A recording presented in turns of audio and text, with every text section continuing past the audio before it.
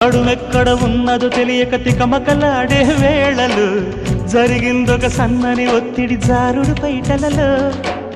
ఎనకేపుల షేపులు మగసిరి కైపులు పెంచే వేళలు అదిరిందొక ఆడది అల్లరి ముద్దుల తాకిడిలో పేదవి చూస్తే నీ ప్రేమకి లేఖ రాసిందిలే ఎద్దను దాస్తే